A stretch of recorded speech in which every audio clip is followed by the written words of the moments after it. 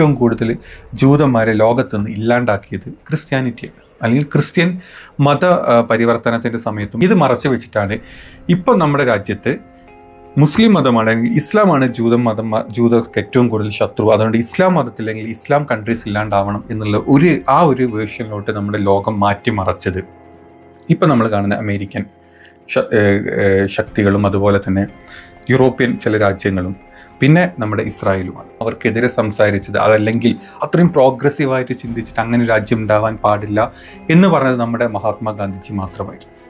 ജൂതന്മാരുടെ യഥാർത്ഥ ശത്രു മുസ്ലിങ്ങളാണ് എന്നാണ് നമ്മുടെ ലോകത്ത് തന്നെ ഇപ്പം പ്രചരിപ്പിച്ചുകൊണ്ടിരിക്കുന്നത്. ഇറാൻ ഇസ്രായേൽ യുദ്ധം വന്ന സമയത്ത് പോലും, അതായത് ഇറാൻ ഒരു ഷിയ മുസ്ലിം രാജ്യമാണ്. ആ ഒരു മുസ്ലിം രാജ്യം ഇസ്രായേലികൾ ജൂതന്മാരായതുകൊണ്ട് തന്നെ ജൂതന്മാരെ കൊന്നൊടുക്കി തീർക്കും, അതല്ലെങ്കിൽ ഇറാൻ ഒരു ആണവ ആയുധം ഉണ്ടാക്കി കഴിഞ്ഞാൽ ജൂതന്മാരുടെ നില അല്ലെങ്കിൽ അവരെ തീർത്ത് കളയും എന്നുള്ള ഒരു പ്രചാരണം കൊണ്ടിട്ടാണ് നമ്മുടെ ലോകത്ത് ഇപ്പം ഏറ്റവും കൂടുതൽ ഇസ്രായേൽ, അതായത് അവരുടെ ഒരു ഷീൽഡാക്കി വെച്ചിട്ട് അവർ സംസാരിച്ചുകൊണ്ടിരിക്കുന്ന കാര്യങ്ങൾ. അതിന്നും ഇന്നലെയും തുടങ്ങിയതല്ലാട്ടോ.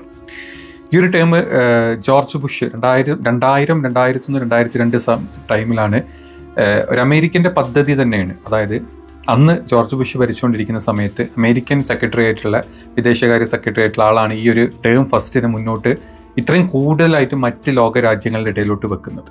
അതായത് ഇറാൻ ഒരു ആണവ ആയുധം ഉണ്ടാക്കി കഴിഞ്ഞാൽ, ഒരു മുസ്ലിം രാജ്യമായിട്ടുള്ള ഇറാൻ അങ്ങനെ ചെയ്ത് കഴിഞ്ഞാൽ ഈ പറഞ്ഞ ഇസ്രായേൽ ജൂതന്മാരെ അവർ കൊന്നൊടുക്കും എന്നുള്ള ഒരു ടേം അന്ന് മുതലേ പറയുന്നുണ്ട്.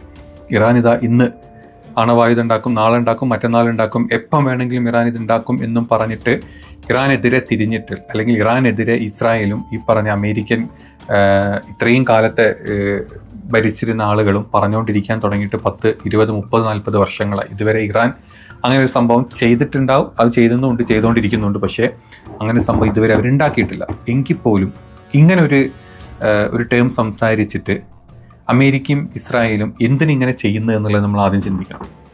അമേരിക്കക്ക് ഈ പറഞ്ഞ സെൻട്രൽ ഏഷ്യ അല്ലെങ്കിൽ മിഡിൽ ഈസ്റ്റ് എന്ന് പറയാം, മിഡിൽ ഈസ്റ്റ് കൺട്രീസിൽ ആധിപത്യം കിട്ടണം. അങ്ങനെ കിട്ടാണ്ടിരിക്കുന്ന ഒരേ ഒരു രാജ്യം ഇപ്പം ബാക്കിയുള്ളത് ഇറാൻ മാത്രമാണ്.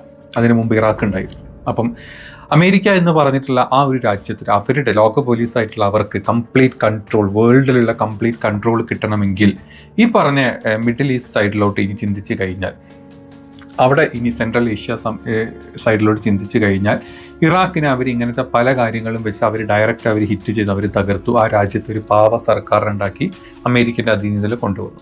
ഇനിയുള്ളത് ഇറാൻ മാത്രമാണ് അവർക്ക് എഗെയിൻസ്റ്റ് ആയിട്ട് നിൽക്കുന്നത്. ഇത് പറയുന്ന സമയത്ത് നമ്മൾ ചിന്തിക്കേണ്ട ഒരു കാര്യമുണ്ട്. ഇപ്പം നിങ്ങൾ എടുത്തു നോക്കിക്കഴിഞ്ഞാൽ മിഡിൽ ഈസ്റ്റിലെ ഏതൊരു കൺട്രി നിങ്ങൾ എടുത്തു നോക്കിയോ, ഇത്രയും കൺട്രീസ് അമേരിക്കയ്ക്ക് വിധേയപ്പെട്ടിട്ടാണ് ജീവിക്കുന്നത്. അമേരിക്കയുടെ സൈനിക ബേസും അല്ലെങ്കിൽ പല രീതിയിലുള്ള ഇൻവെസ്റ്റ്മെൻറ്റ്സും പല കച്ചവടങ്ങളും ഈ പറഞ്ഞ എല്ലാ രാജ്യങ്ങളിലും ചെയ്തിട്ട് കാശിന് വേണ്ടി മാത്രം ജീവിക്കുക, അല്ലെങ്കിൽ അങ്ങനെ ഒരു ബിസിനസ് ലെവലിലോട്ട് മാത്രം രാജ്യത്തിനെ പറ്റി ചിന്തിച്ച് മുന്നോട്ട് പോകുന്ന രാജ്യങ്ങളാണ് മിഡിൽ ഈസ്റ്റ് രാജ്യങ്ങൾ. അപ്പോൾ അമേരിക്ക എന്ത് പറഞ്ഞു കഴിഞ്ഞാലും കാല് കഴുകി വെള്ളം കുടിച്ച് ജീവിക്കുന്ന ആളുകൾ മാത്രമാണ് നമ്മുടെ മിഡിൽ ഈസ്റ്റ് ഇപ്പം ഭരിച്ചുകൊണ്ടിരിക്കുന്നത്. അതിന് ഒരേ ഒരാൾ മാത്രമേ മാറി ചിന്തിച്ചിട്ടുള്ളൂ. ആദ്യം അത് സദ്ദാമായിരുന്നു. സദ്ദാം ഹുസൈൻ അവരില്ലാണ്ടാക്കി, അവർ ഇറാഖിനെ കൈയടക്കി. അത് കഴിഞ്ഞിട്ട് പിന്നുള്ളതാണ് ഇറാൻ. അപ്പം ഇറാനെ നേരിട്ട് അവരാക്രമിക്കാത്തത് നമ്മളിപ്പം ഈ ഒരു പശ്ചാത്തലത്തിൽ ഇറാൻ അത്ര മോശപ്പെട്ട രാജ്യമല്ല. അതായത് സൈനിക ശക്തിയിലും അല്ലെങ്കിൽ വെപ്പൺസിൻ്റെ കാര്യത്തിലും ഇറാൻ അത്ര മോശപ്പെട്ട രാജ്യമല്ല. അവർ മറ്റ് റഷ്യയുടെ സൈഡിൽ നിന്നും ചൈനയുടെ സൈഡിൽ നിന്ന് അവർക്ക് സപ്പോർട്ട് ഉണ്ടെങ്കിൽ കൂടെ സ്വന്തമായിട്ട് മിസൈൽസ് ഉണ്ടാക്കിയിട്ട്, അത് ഏറ്റവും ബെസ്റ്റ് ആയിട്ടുള്ള മിസൈൽസ് ഉണ്ടാക്കി കയ്യിൽ വെച്ചിട്ട് അത് ഏത് സമയത്തും എപ്പം വേണമെങ്കിലും അടിച്ചു കളയാം എന്നുള്ള രീതിയിൽ അത് റെഡിയാക്കി വെച്ചിട്ടുള്ള രാജ്യം തന്നെയാണ് ഇറാൻ. അതുകൊണ്ട് തന്നെ ഡയറക്റ്റ് ആയിട്ട് അമേരിക്കക്ക് ഈ ഇറാനെ എതിർക്കാൻ ഭയങ്കര ബുദ്ധിമുട്ടാണ്. അങ്ങനെ എതിർത്ത് കഴിഞ്ഞാൽ അമേരിക്ക എതിർക്കാൻ പോകുന്നത് ഈ പറഞ്ഞ മിഡിൽ ഈസ്റ്റ് കൺട്രീസിലുള്ള അവരുടെ സൈനിക ബേസ് വെച്ചിട്ടാണ്. ഇറാൻ ചുറ്റപ്പെട്ടിരിക്കുന്ന ഈ മിഡിൽ ഈസ്റ്റ് കൺട്രീസിലോട്ട് ഈ പറഞ്ഞ ബേസിലോട്ടൊക്കെ 1-2 മിസൈൽസ് വെച്ച് വിട്ട് കഴിഞ്ഞാൽ ആ രാജ്യങ്ങളൊക്കെ തവിട്ട് പൊടിയിപ്പോൾ. അത് അമേരിക്കയ്ക്ക് വ്യക്തമായി തരാം. അത് ഈ മിഡിൽ ഈസ്റ്റ് രാജാക്കന്മാർക്കും അറിയാം. അതുകൊണ്ട് തന്നെ അമേരിക്ക അതിനെ ഒരുങ്ങിക്കഴിഞ്ഞാൽ ഇവരതിനെ സപ്പോർട്ട് ചെയ്യില്ല. ഇൻ കേസ് അമേരിക്ക ചെയ്ത് കഴിഞ്ഞാൽ തിരിച്ചിവർക്ക് പണി കിട്ടും എന്നുള്ളത് കൊണ്ട് തന്നെയാണ് അമേരിക്ക ഇതിന് മുന്നിട്ടിറങ്ങാണ്ട് ഇസ്രായേലിനെ അല്ലെങ്കിൽ ഇതിനെ മുന്നോട്ട് കൊണ്ടുവരുന്നത്. ഇസ്രായേലും ഈ പറഞ്ഞ പോലെ തന്നെ ഒരു സ്ഥലമാണ്. അതായത് ഒരു കാലത്ത് ക്രിസ്ത്യാനിറ്റി വരുന്നതിൻ്റെ മുമ്പ്, അതായത് യേശു ക്രിസ്തു ഒരു ജൂതനായിട്ട് ജനിച്ച് യേശു ക്രിസ്തു ജൂയിസത്തിൽ നിന്ന് മാറി ക്രിസ്ത്യാനിറ്റി പ്രവാചകനായി ക്രിസ്ത്യാനിറ്റി അത് പ്രചരിപ്പിച്ചുകൊണ്ടിരിക്കുന്ന സമയത്ത് അത് ഏറ്റവും കൂടുതൽ എഫക്റ്റ് ചെയ്ത ഒരു ഗ്രൂപ്പാണ് ജൂയിസം. അതുകൊണ്ട് തന്നെ ജൂതന്മാരാണ് യേശു ക്രിസ്തുവിനെ കുരിശിലേറ്റി ഈ ലോകത്ത് നിന്ന് പറഞ്ഞയച്ചത്. അന്ന് മുതൽ ക്രിസ്ത്യാനിറ്റി വളർന്നുകൊണ്ടിരിക്കുന്നു. ക്രിസ്ത്യാനിറ്റി വളരുന്നതിനനുസരിച്ചിട്ട് ക്രിസ്ത്യാനിസ് ആണ് ഏറ്റവും കൂടുതൽ ജൂയിസ് അല്ലെങ്കിൽ ജൂത ആളുകളെ ഈ ലോകത്ത് നിന്ന് പല രീതിയിൽ ഇല്ലാണ്ടാക്കാൻ ശ്രമിച്ചിട്ടുള്ളത്. ആക്രമിച്ചിട്ടും അവരെ കൊന്നൊടുക്കിയിട്ടും ഏറ്റവും കൂടുതൽ ജൂതന്മാരെ ലോകത്ത് നിന്ന് ഇല്ലാണ്ടാക്കിയത് ക്രിസ്ത്യാനിറ്റിയാണ്. അല്ലെങ്കിൽ ക്രിസ്ത്യൻ മത പരിവർത്തനത്തിൻ്റെ സമയത്തും അല്ലെങ്കിൽ അവർ ഇപ്പോൾ നമ്മൾ അന്നത്തെ ഇംഗ്ലണ്ട് എടുത്തു കഴിഞ്ഞാൽ, ഒരു ഹോംലാൻഡ് ഇംഗ്ലണ്ട് എടുത്തു കഴിഞ്ഞാൽ അന്ന് ഇംഗ്ലണ്ടിന് പല ഭാഗങ്ങളായിരുന്നു. അന്ന് ഇംഗ്ലണ്ടിൻ്റെ ഒരു മനസ്സിലുള്ളൊരു ഇതെന്ന് പറഞ്ഞാൽ ലോകം മൊത്തം അവർക്ക് അല്ലെങ്കിൽ ഒരൊറ്റ രാജ്യം അല്ലെങ്കിൽ ലോകം മൊത്തം അവരുടെ അണ്ടറിലോട്ട് വരണം, ക്രിസ്ത്യാനിറ്റി അല്ലെങ്കിൽ ക്രിസ്ത്യൻ റിലീജിയൻ അവർക്ക് പ്രചരിപ്പിക്കണം. അതിൻ്റെ അണ്ടറിൽ ഒരു ഹോം ലാൻഡായിട്ട് അവർ കംപ്ലീറ്റ് വേൾഡിനെ പിടിച്ചടക്കാൻ നോക്കുന്ന സമയത്താണ് അവർ ഈ പറഞ്ഞ ജൂയിസത്തിന് ഏറ്റവും കൂടുതൽ ജൂതന്മാരെ അവർ ഇല്ലാണ്ടാക്കാൻ ട്രൈ ചെയ്തു. അത് വളരെ നല്ല രീതിയിൽ ഭയങ്കരമായിട്ട് അതിനെ ഇപ്പം നമ്മൾ പറഞ്ഞു കഴിഞ്ഞാൽ ഓൾമോസ്റ്റ് 2000 വർഷത്തോളമായിട്ട് എന്ന് വേണമെങ്കിൽ പറയാം അല്ലേ, ഇത് തന്നെ ചെയ്തുകൊണ്ടിരിക്കുന്നു. അതിൻ്റെ ഇടയിലാണ് ഇസ്ലാം വരുന്നതും. ഇസ്ലാം ജൂതന്മാരെ അല്ലെങ്കിൽ ജൂയിസത്തിനെതിരെ അല്ലെങ്കിൽ പാഗൻസ് മതത്തിനെതിരെ, അതായത് ബഹുദൈവ ആരാധനകൾ ചെയ്യുന്ന മതത്തിനെതിരെയൊക്കെ സംസാരിച്ചിട്ടുണ്ടെങ്കിലും അതിനേക്കാൾ ഏറ്റവും കൂടുതൽ ഈ മതത്തിന് എതിരായിട്ടുള്ളത് ഈ പറഞ്ഞ ക്രിസ്ത്യാനിറ്റിയാണ്. കാരണം യേശു ക്രിസ്തുവിനെ ഇല്ലാണ്ടാക്കിയതും അല്ലെങ്കിൽ ഈ ക്രിസ്ത്യാനിറ്റിക്ക് എതിരെ ഏറ്റവും കൂടുതൽ സംസാരിച്ചത് ജൂതന്മാരായിരുന്നു സ്റ്റാർട്ടിങ്ങിൽ. അങ്ങനെ ഒരു ഡിസ്പ്ലേസ്ഡ് ആയിട്ടുള്ള ഒരു കൂട്ടം ജനങ്ങളായിരുന്നു അന്ന് ജൂതന്മാർ. ക്രിസ്ത്യാനിറ്റി വളരുന്നതനുസരിച്ചിട്ട് ഏറ്റവും കൂടുതൽ എണ്ണസംഖ്യ കുറഞ്ഞതും ഡിസ്പ്ലേസ്ഡ് ആയിട്ടുള്ള ആളുകളായിരുന്നു ജൂതന്മാർ. ഹിറ്റ്ലർ വന്നതൊക്കെ അതിന് ശേഷമാണ്. ഹിറ്റ്ലറൊക്കെ വന്നിട്ട് ഈ പറഞ്ഞ 100 കൊല്ലത്തിൻ്റെ അടുത്തേ ഹിറ്റ്ലർ വന്നിട്ടായിട്ടുള്ളൂ. ഹിറ്റ്ലർ ഇവരെ ഇല്ലാണ്ടാക്കുന്ന സമയത്തിനേക്കാളും ആയിരക്കണക്കിന് വർഷം അല്ലെങ്കിൽ 1000 വർഷങ്ങൾക്ക് മുമ്പ് ഈ ഒരു മതത്തിനെ ഇല്ലാണ്ടാക്കാൻ അല്ലെങ്കിൽ ഈ ഒരു ഗ്രൂപ്പിനെ ഇല്ലാണ്ടാക്കാൻ ട്രൈ ചെയ്ത ആളുകളാണ് ക്രിസ്ത്യാനിറ്റി. ഇത് മറച്ചു വെച്ചിട്ടാണ് ഇപ്പം നമ്മുടെ രാജ്യത്ത് മുസ്ലിം മതമാണ് അല്ലെങ്കിൽ ഇസ്ലാമാണ് ജൂതർക്ക് ഏറ്റവും കൂടുതൽ ശത്രു. അതുകൊണ്ട് ഇസ്ലാം മതത്തില്ലെങ്കിൽ ഇസ്ലാം കൺട്രീസ് ഇല്ലാണ്ടാവണം എന്നുള്ള ഒരു വേർഷനിലോട്ട് നമ്മുടെ ലോകം മാറ്റിമറച്ചത് ഇപ്പം നമ്മൾ കാണുന്ന അമേരിക്കൻ ശക്തികളും അതുപോലെ തന്നെ യൂറോപ്യൻ ചില രാജ്യങ്ങളും പിന്നെ നമ്മുടെ ഇസ്രായേലുമാണ്. അത് എന്തിനങ്ങനെ ചെയ്യുന്നു എന്ന് വെച്ച് കഴിഞ്ഞാൽ 1948 ഇസ്രായേലിന് അല്ലെങ്കിൽ ഇസ്രായേൽ എന്ന് പറഞ്ഞ രാജ്യം രൂപീകരിക്കുന്ന സമയത്ത് അത് രൂപീകരണത്തിനൊരു കാരണമുണ്ട്. അതായത് ഏറ്റവും കൂടുതലായിട്ട് അടിക്കപ്പെട്ടിട്ടുള്ള ഒരു ഗ്രൂപ്പായിരുന്നു അന്ന് ജൂതന്മാർ. അത് ഹിറ്റ്ലറിൻ്റെ സൈഡിൽ നിന്നാണെങ്കിലും ക്രിസ്ത്യാനിറ്റിൻ്റെ സൈഡിലാണെങ്കിലും ഏത് സൈഡിൽ നിന്നും ഏറ്റവും കൂടുതൽ പീഡിപ്പിക്കപ്പെട്ടിട്ടുള്ള ആളുകളായിരുന്നു ജൂതന്മാർ. അങ്ങനെ അവർ ഗ്രൂപ്പായി കൂടി 1948 അവർ പണ്ട് അല്ലെങ്കിൽ മുമ്പ് അവരെവിടെ നിന്നാണോ അവരുടെ ഒറിജിൻ ഇസ്രായേലിൽ നിന്ന് അവർ അങ്ങനെ ഒരു രാജ്യം ഉണ്ടാക്കുന്നു. അന്ന് മുതൽ ആ രാജ്യം ഉണ്ടായ സമയം മുതൽ അമേരിക്കയും അതുപോലെ തന്നെ അന്നത്തെ USSRും റഷ്യയും പിന്നെ മറ്റ് യൂറോപ്യൻ കൺട്രീസും ബ്രിട്ടനും ഒക്കെ അവരെ സപ്പോർട്ട് ചെയ്ത് നിന്ന സമയത്ത് പോലും അവർക്കെതിരെ സംസാരിച്ചത്, അതല്ലെങ്കിൽ അത്രയും പ്രോഗ്രസീവായിട്ട് ചിന്തിച്ചിട്ട് അങ്ങനെ രാജ്യം ഉണ്ടാവാൻ പാടില്ല എന്ന് പറഞ്ഞത് നമ്മുടെ മഹാത്മാഗാന്ധിജി മാത്രമായിരുന്നു. പുള്ളിയാണ് പറഞ്ഞത് അങ്ങനെ രാജ്യം ഡെവലപ്പ് ചെയ്യരുത്, അത് ഭാവിയിലോട്ടൊരു വലിയ ത്രെട്ടായിട്ട് മാറും, അല്ലെങ്കിൽ അത് പാടില്ല എന്ന് സംസാരിച്ച ഒരേ ഒരാൾ അന്ന് മഹാത്മാഗാന്ധിയായിരുന്നു.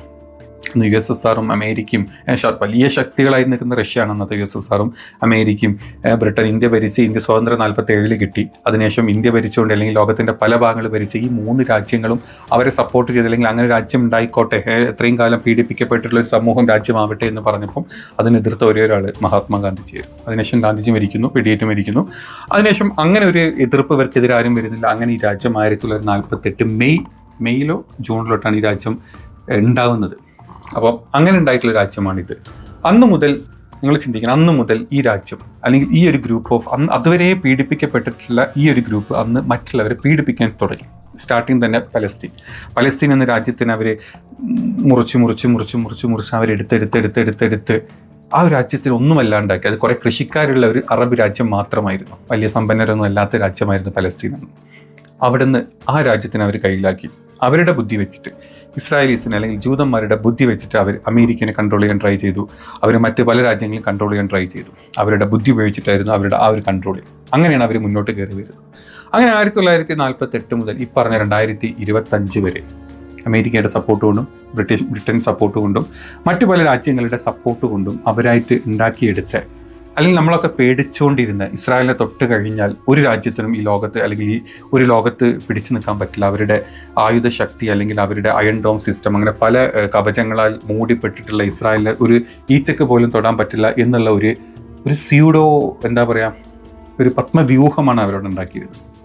അതിന് സപ്പോർട്ട് ചെയ്ത അമേരിക്കക്ക് ഇസ്രായേൽ ത്രൂ ആയിരുന്നു ഈ അറബ് മിഡിൽ ഈസ്റ്റ് കൺട്രീസിലോട്ട് ഏറ്റവും കൂടുതൽ അടിക്കാൻ അല്ലെങ്കിൽ അവരെ ഇല്ലാണ്ടാക്കാൻ ട്രൈ ചെയ്തത് ഇസ്രായേൽ ത്രൂ തന്നെ ആയിരുന്നു. അതുകൊണ്ട് തന്നെ അവർ ആദ്യമായിട്ടാണ് ഒരു അറബിക് കൺട്രി അല്ലെങ്കിൽ ഇറാൻ പോലത്തെ ഒരു രാജ്യം ഇത്രയും സൈനിക ശക്തി അല്ലെങ്കിൽ ഇത്രയും വെപ്പൺസ്, ഓൾഡ് വെപ്പൺസാണ്, പുതിയതൊന്നും പറയുന്നില്ല, അങ്ങനത്തെ വെപ്പൺസ് വെച്ചിട്ട് ആദ്യമായിട്ട് ഇസ്രായേൽ ഇത് അഭിമുഖീകരിച്ചപ്പോഴാണ് ലോകത്തുള്ള പല ആളുകളും മനസ്സിലാക്കുന്നത് ഇസ്രായേലിൻ്റെ ശക്തി ഒന്നുമല്ല എന്നുള്ളത്. അവർ പറഞ്ഞു വെച്ചിട്ടുള്ള ഒരു സ്യൂഡോ ലോകത്താണ് അവർ ജീവിച്ചത്, അല്ലെങ്കിൽ അത്തരത്തിൽ കളവ് പറഞ്ഞിട്ടുണ്ടാക്കിയിട്ടുള്ള ഒരു പത്മവ്യൂഹത്തിൽ പെട്ടിട്ടാണ് അവർ ഈ പറഞ്ഞ മറ്റു രാജ്യങ്ങളെ അകത്തിപ്പിടിച്ചതെന്നുള്ളത് വ്യക്തമായി. കാരണം അവരാകെ ഇത്രയും കാലം കൊണ്ട് ഇസ്രായേൽ അവർ അറ്റാക്ക് ചെയ്യുന്നതിന് മുമ്പ് വരെ അവരാകെ അറ്റാക്ക് ചെയ്തത് ഹമാസിൻ്റെ 3-4 എന്താ പറയുക പൈപ്പ് ബോംബും അതുപോലെ തന്നെ ഹൂത്തികളുടെയും മറ്റ് ചില കുറച്ച് ഹിസ്ബുള്ളയുടെയും ഒക്കെ നോർമൽ അവരുണ്ടാക്കുന്ന ലോക്കൽ ബോംബുകളൊക്കെ വെച്ചിട്ടായിരുന്നു അവർ ഇത്രയും കാലം ലോകത്തിന് ഞങ്ങൾ എന്തോ ശക്തിയാണെന്ന് കാണിച്ചുകൊണ്ടിരുന്നത്. ആദ്യമായിട്ട് യഥാർത്ഥ ബോംബുകളും മിസൈലുകളും അവിടെ വന്ന് വീണപ്പോൾ നമുക്ക് മനസ്സിലാക്കാൻ പറ്റി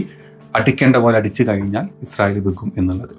അതുകൊണ്ട് തന്നെ അമേരിക്കയ്ക്ക് കണ്ണടച്ച് ഇപ്പം ശക്തി അല്ലെങ്കിൽ കണ്ണടച്ച് ഇവരെ സപ്പോർട്ട് ചെയ്ത് കഴിഞ്ഞാൽ ഇസ്രായേൽ തിരിച്ച് ഒരു ബോംബ് അമേരിക്കൻ്റെ ബേസ് ആയിട്ടുള്ള ഏതെങ്കിലും മിഡിൽ ഈസ്റ്റ് കൺട്രിയിൽ ഇട്ട് കഴിഞ്ഞാൽ ഈ ലോകത്തിൻ്റെ കംപ്ലീറ്റ് അവസ്ഥ, അതായത് അമേരിക്കക്കും ഇസ്രായേലിനും മിഡിൽ ഈസ്റ്റ് കൺട്രീസിൽ ഉണ്ടായിട്ടുള്ള ആ ഒരു കൺട്രോൾ കഴിഞ്ഞ് പോവും, കംപ്ലീറ്റ് ആളുകളും തിരിയും, അല്ലെങ്കിൽ ഇതൊരു വല്ലാത്തൊരു പ്രശ്നത്തിലോട്ട് ഒരു വേൾഡ് വാർ 3 എന്ന ലെവലിലോട്ട് ഇത് പോകും അമേരിക്കയ്ക്ക് അറിയുന്നത് കൊണ്ട് തന്നെയാണ് അമേരിക്ക ഇതിൽ കൈ കിടത്താണ്ട് 2 ആഴ്ച സമയം കൊടുത്തത്. അതിൻ്റെ ഇടക്ക് ഇപ്പം ജനീവ കൺവെൻഷൻ പോകുന്നുണ്ട്, മറ്റ് ചില എന്താ പറയുക ഒരു റഷ്യ പോലും മുന്നിട്ട് ഇറങ്ങിയിട്ടുണ്ട് എങ്ങനെയെങ്കിലും ഒന്ന് തീർക്കണം എന്നുള്ള രീതിയിൽ. പക്ഷേ അമേരിക്ക പ്രത്യക്ഷത്തിൽ അമേരിക്ക അതിന് സപ്പോർട്ട് ചെയ്യില്ല, ഇസ്രായേൽ അതിന് സപ്പോർട്ട് ചെയ്യില്ല. കാരണം സപ്പോർട്ട് ചെയ്ത് കഴിഞ്ഞാൽ അവിടെ തോൽവി അത് ഇസ്രായേലിന് തന്നെയാണ്, അല്ലെങ്കിൽ അമേരിക്കൻ സപ്പോർട്ടഡ് ഇസ്രായേലിനാണെന്നുള്ളത് അമേരിക്കക്കും ഇസ്രായേലിന് അറിയുന്നത് കൊണ്ട് തന്നെ അവരത് മുന്നോട്ട് കാണിക്കുന്നില്ല. പക്ഷെ ആ സമയം കൊണ്ട് ഇതേ രീതിയിൽ യുദ്ധം മുന്നോട്ട് പോവുകയാണ്.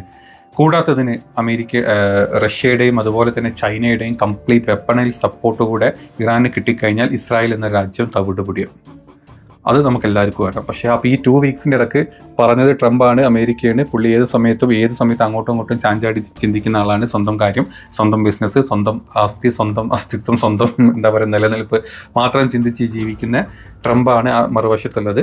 അപ്പം യുദ്ധം ഏത് രീതിയിലൂടെ പോകുന്നത് നമ്മൾ കണ്ടറിയാം. പക്ഷേ ആദ്യമായിട്ട് ഇസ്രായേൽ എന്ന് പറഞ്ഞത് ഊതി വീർപ്പിച്ചൊരു ബലൂൺ മാത്രമാണ്. ഒരു സൈഡിൽ നിന്ന് പൊട്ടിത്തുടങ്ങി അത് കംപ്ലീറ്റ് പൊട്ടി ആ കാറ്റ് ഇല്ലാണ്ടായി വെറും ചുക്കിച്ചുളിഞ്ഞ രാജ്യമായിട്ട് മാറും എന്നുള്ളത് ഈ കുറച്ച് ദിവസങ്ങൾ കൊണ്ട് പല ആൾക്കാർക്കും മനസ്സിലായിട്ടുണ്ട്. ഇതിപ്പോഴും മനസ്സിലാക്കാണ്ട് ഇപ്പോഴും അവരെ താങ്ങി നടക്കുന്ന നമ്മുടെ രാജ്യത്തെ, പ്രത്യേകിച്ച് ഇന്ത്യയിലെ, കേരളത്തിലെ സംഗീത വാട്സപ്പ് യൂണിവേഴ്സിറ്റികളിലും അതുപോലെ തന്നെ സംഗീതം ചാനലുകളിലും പിന്നെ നമ്മുടെ നാട്ടിൽ ഇവരെന്തോ ആണെന്ന് പറയുന്ന നടക്കുന്ന നമ്മുടെ പല എച്ചിൽ ചെറ്റകളും അതുപോലെ നിഷ്പക്ഷ പണിക്കർമാരും ഒക്കെ നമ്മുടെ നാട്ടിൽ ജീവിച്ചുകൊണ്ടിരിക്കുന്നുണ്ട്. അത് കാണുമ്പോഴാണ് ഏറ്റവും കോമഡി ആയിട്ട് തോന്നിയിട്ടുള്ളത്. എന്താണ് യഥാർത്ഥത്തിൽ നടക്കുന്നത്? ആരാണ് ജൂതൻ്റെ ശത്രു, അല്ലെങ്കിൽ ആരാണ് ജൂതൻ? എങ്ങനെ രാജ്യമുണ്ടായി? എങ്ങനെ ഈ ഇസ്രായേലും ഈ പറഞ്ഞ പോലെ മറ്റ് അറബ് കൺട്രീസും യുദ്ധങ്ങളിൽ ഏർപ്പെടുന്നു? അമേരിക്ക എങ്ങനെ സപ്പോർട്ട് ചെയ്തു? ആരാണ് റഷ്യ? എങ്ങനെ റഷ്യ ഇവരെ സപ്പോർട്ട് ചെയ്യുന്നു? എങ്ങനെ ചൈന ഇവരെ സപ്പോർട്ട് ചെയ്യുന്നു? എങ്ങനെ കൊറിയ ഇവരെ സപ്പോർട്ട് ചെയ്യുന്നു എന്നുള്ള ഒരു ബേസിക് നോളജ് ഇല്ലാണ്ട് വന്ന് ഇതുപോലെ കോണടിക്കാൻ പറ്റുന്ന കുറച്ച് കാലം നമ്മുടെ കേരളത്തിലുണ്ടല്ലോ എന്ന് ആലോചിക്കുമ്പം ഈ പറഞ്ഞ സംഖ്യകളുണ്ട് ചാണക പുച്ഛം മാത്രമേ തോന്നിയിട്ടുള്ളൂ. കഷ്ടം.